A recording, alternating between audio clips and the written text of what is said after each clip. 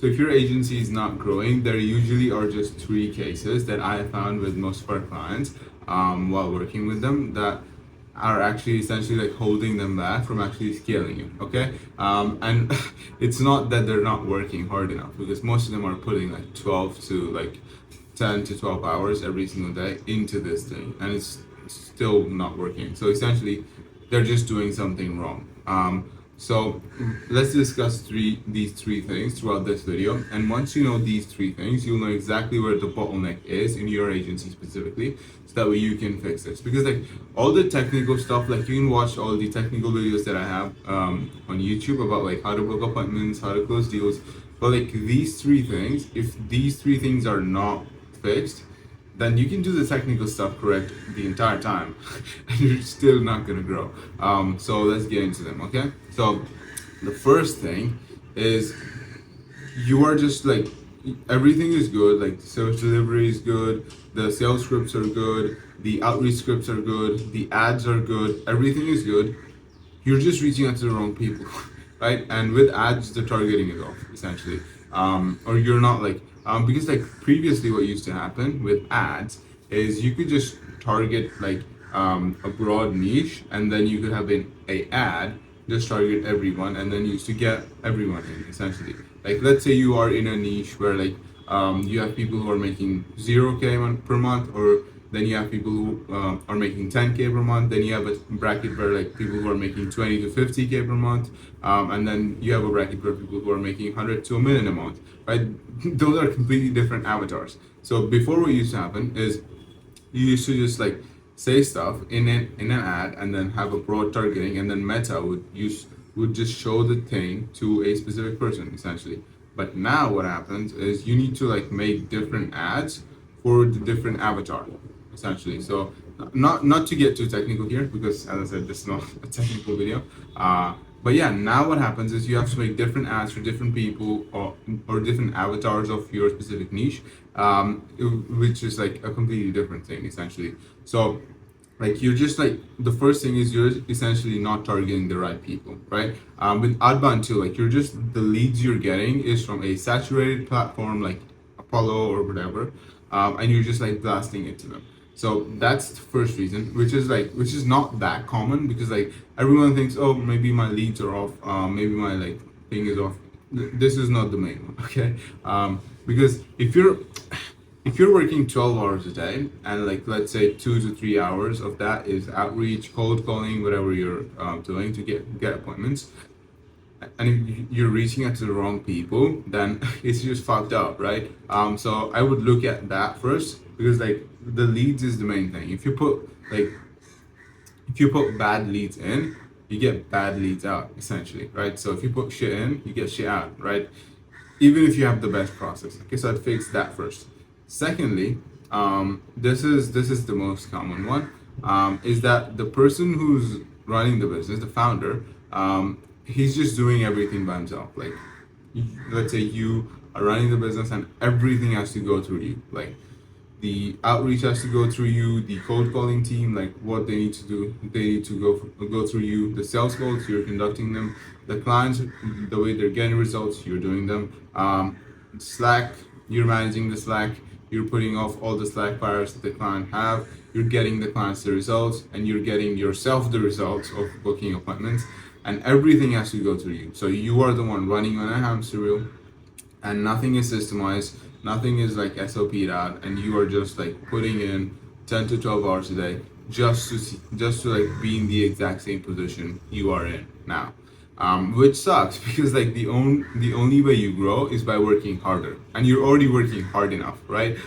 So yeah, that's how you burn out quickly, and that's how essentially you plateau. At this point, what I would do is I would just like SOP out everything, systemize everything essentially. So like, see what you're doing. Let's say that there's a department of sales, let's say for example. Then you gotta SOP out everything you're doing, like from when someone books an appointment, what you do before the call, what you send to them, etc., what you do on the call, how you handle objections, how you follow up with the leads, how you handle no-shows, etc. You like SOP out everything. It's gonna take some time. It's gonna take like a couple of days to actually think through what you do, and then like 5 to 6 days to actually like build the SOPs. And once you're done, You just systemize that, hire people around it, and then you make them do it for you. So essentially, that's how you sort of like go about giving stuff to people. And if you're at that point, you just have to like systemize things and be okay with giving stuff to other people.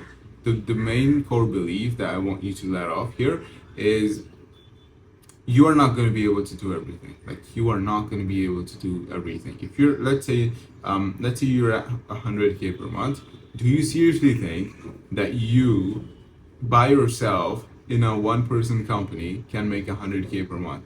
Unless you're running a software business or whatever. Like if you're running a agency or a service business or a coaching business, or a program, you cannot get to 100K just by yourself. Okay, and if you want to do that, you be my guest, try and do it. It's just gonna like burn you out every single time. Okay, but yeah, it's not a nice place to be in. Here, I'll give you an analogy that I learned from one of my mentors. Let's say you have a small pie. Let's say you're making 10K, small pie. You get 100% of that pie. You're making all the profit. Now, if you were to hire people, you would essentially make more money. Let's say you hire people and then you have more time, you have more brain space, you can grow the business. Now the pie is bigger. It's at 50K now. So essentially you're giving, let's say, 10% of the pie to someone else and you keep 90% of the pie to yourself. Let's say you're giving like 30% of the pie to other people and you put like 70% of that in your pocket. So 70% of 50K, what is that? That would be 35,000, okay? So obviously you have a bigger pie now and you have a bigger piece instead of the entire pie, entire small pie. Does that make sense? Yeah, so you don't have a smaller pie. You instead you have a bigger pie, but you got to give a little bit of that to someone else, but you still get to keep more money than you would have by having the entire pie. That makes sense? So that's how I think through this. Okay, so that's the second thing that's holding them back essentially, is they just don't systemize things. They're just like doing everything by themselves. And yeah, but like if you are in this position, because the only reason I sit in this for that long is because the most of the people that I deal with, they are in this pillar, like in this situation. And this is really hard for them to like be like, okay, now I am not the one who runs the show, it's someone else. Like, no, I'm the one who's supposed to do that, right? And that's something I had. It's completely fine, right? It's completely normal. But you just gotta let off, man. Like, just gotta let it go. And you just gotta trust someone to be good enough. And you're not trusting them to be good enough. You're trusting yourself to train them to be good enough. So it's still in your control. Okay. So that's how I see this thing. Okay.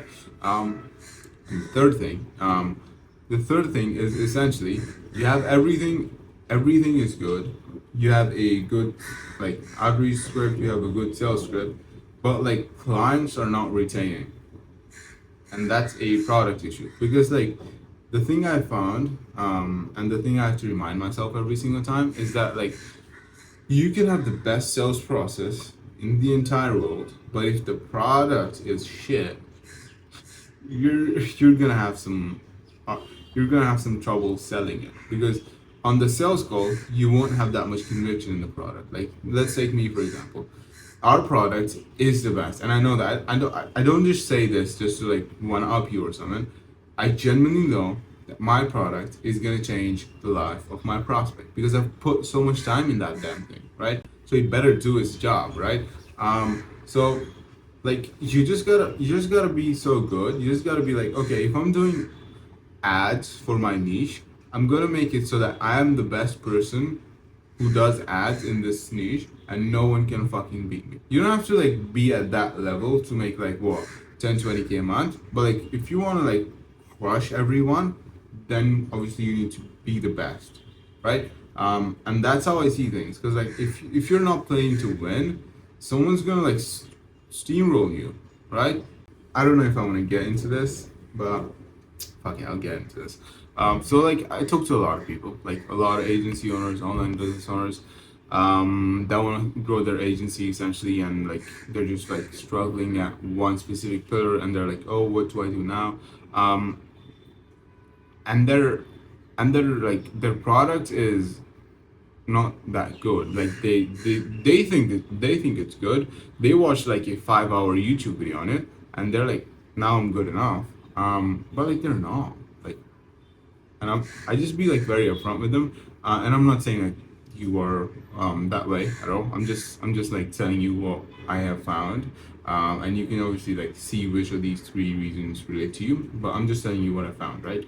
And their products is not good. Like their clients are like not getting that many results, which stresses them out because like they're like, okay, clients are not getting the results. What if they cancel, right? And then their conviction on the sales call goes down, and that affects the entire agency because it's a flywheel. Clients don't get results, your conviction goes down. Not many clients actually sign up, so less clients, and then the clients that are already there actually churn. Less clients, it's a spiral, and it goes down, right? And we don't want that. So essentially, I'll leave you with this: if you make product development hard, acquiring clients will be easy. Okay? If you make product development easy, then acquiring clients would be hard. Okay? That's how I think through this. And another thing I want to mention, because these three reasons are actually what holds most people back. Now, if we were to get a layer deeper in that, it's like it's the uncertainty that like runs through everything. Because like most times when it's a new sort of place that we're in, we don't know what we're doing, right? If you're someone who's constantly growing, you're constantly in a sort of like feeling as to like, I don't know what I'm doing here. Should I be here, right? And that's completely normal because like if you're growing, then by definition you're doing something you've never done before, so you're supposed to feel that way. So like what I did, I'm gonna tell you my story here. So like I was like I was stuck like at a revenue point for a year essentially, and I was like, I'm gonna figure this out. I'm just gonna like do it myself and just all the hustle culture stuff that we say to ourselves sometimes. And then I was just like, I tried it for a year straight, like 1 year straight, and I was like, okay, I put 1 year in this, and I'm still stuck at 8K per month. I was like, okay, cool. Um, why? Like I'm doing my outreach, I'm doing my sales calls, I'm delivering for my clients. Where is the fucking bottleneck? Why are we not growing? And I just couldn't figure stuff out for like a year straight. And then what happened is I paid a mentor a ton of money, a ton of money. Like from like to start, I paid them 12 grand, and that was not something that was really easy for me. I mean, I was making 8K per month, so I was still like skeptical because like you're paying 12K out of your pocket, right? And at that point, I was working like 10 to 12 hours, some days 14 hours, because like I just wanted it to grow so badly, right? And I'm like a very competitive person, as I'm sure you are too, just because you're watching this stuff like this. I just, if I want something, I just like go all in. Like I don't give a shit about anything or anyone. I'm just like, I just lock myself in a room and I just do one thing. I wake up, I do that thing, I work out, I eat, I sleep, and then that's all I do every day. And that's all I was doing every day essentially. And I still couldn't grow. Like looking back at it, it's just like, yeah, it just makes me sort of like yeah, anyway, it just makes me sort of like be proud of who I was because like I was trying so hard, but like trying hard is not what gets you out of your situation. You gotta try hard and you gotta do stuff that actually works, right? So if you're doing the wrong thing, like let's say you're here and you're running on this side and you're running with all of your power on this side, but you're supposed to go this side. Well, like you're supposed to go there, mate. You're running there, right? So you just sometimes you just need someone to tell you that, mate, you're doing perfect. You're doing amazing. What we need to do is just channel this energy from this direction to this direction, and we'll be good to go, right? Sometimes you just need someone to do that because, like, if you're watching stuff like this, hard work is not your bottleneck. Like you're working hard enough. If you're watching this, you're probably working more than 7 to 8 hours a day, and that's good enough, man. Like I'm gonna be honest, you just need more leverage, man. You don't just need you don't just need to hustle all the time. You're not an employee, right? And there are a lot of these sort of like videos and stuff where they tell you, oh, to get rich and successful, you gotta hustle hard. And that's true for the most part. But like for some people, they're already working hard. They just need to work hard on the right thing. Figuring out the right thing to work hard on is the most important thing. Because if you work hard on the wrong thing, in my opinion, you just wasted your effort, right? You gotta find where the biggest leverage is in your specific business, and then you work hard on that, right? So the uncertainty comes where like you don't even know what the thing is. Like, what is it? Like, is it outreach? Is it sales? Is it my product? Like, what? Show me. Is it the specific sort of email that I sent? Is it the lead nurturing process that I have? Is it like, are the leads not nurtured enough? Is my content shit? Am I positioning my product correctly? Like all of these things, and it just gets very uncertain. So for me specifically, when I was at that 8K per month, um, I just like paid a mentor for helping me. I don't even think I was at 8K per month, to be honest. Like it was like a couple years ago from now. I think I was like making 3 to 5K, like 3 to 5K per month, essentially, very less, essentially. I was just like barely getting by. I was like, fuck, I need to grow this thing. I was working very hard, and like, yeah, I think I was 3 4K per month. That's where I was essentially. Um, 3 4K per month. That's where I was. And then I paid them 12 grand, which was like, um, yeah, which was doable for me. When I still remember when I was paying that, I was so uncertain. I was like, whew, okay, I know that I need to pay this guy, because if I don't pay this guy, I don't know what's gonna happen, because I don't think I can figure this out on my own, because I've been trying this stuff for a long time now and it's not working, right? And I just had like a fucking stone in my chest. I was like, what am I gonna do, right? And it was a hard decision. I'm not gonna say it was the hardest one, but it was hard. And then I paid them. And it and it did work out, with the grace of God, with luck or whatever, with effort. I don't know, but it did work out. So like if you're in a position where you are very uncertain, you don't know like what's the specific thing that's holding you back, and you need more information. Like being ignorant is your problem. That's what's holding you back. You can figure stuff out on your own, but it's just gonna take 5 times longer. Okay? Because I can tell you this firsthand. I tried it, and it like it was not the best experience, because I was spinning my wheels, and at the end of the day, I was like, did I spin my wheels in the right direction? And I was like, I don't know, mate. But guess what? What I know is tomorrow you gotta get up and do the same thing again. Which is not the best thing to tell yourself. But it's the truth though at that point. So these are the 3 reasons that, in my experience, I found that hold most agency owners at that 10-20K per month mark, like even 5 to 20K per month mark, who are like sort of stuck and like doing everything by themselves. These are the 3 reasons that hold them back from scaling past 30-50K per month mark. By the way, if you're looking to book more appointments for your agency specifically, there's a link in the description that will help you do that. Full transparency, it's a link that will take you to a sales funnel where you will find me pitching you a product. So if you don't feel like being sold to today, completely fine. It's just there for whenever you need it. I don't care if you click it or not. It's just there, right? So yeah, that's the video. I hope it helped you. Oh fuck, that's so much. Right. Anyway, I hope it helped you. I hope you found it helpful. If you did, I'd really appreciate if you liked the video and subscribe to the channel, so that way you get more videos like this recommended to you. Yeah, and that's it from me. Bye.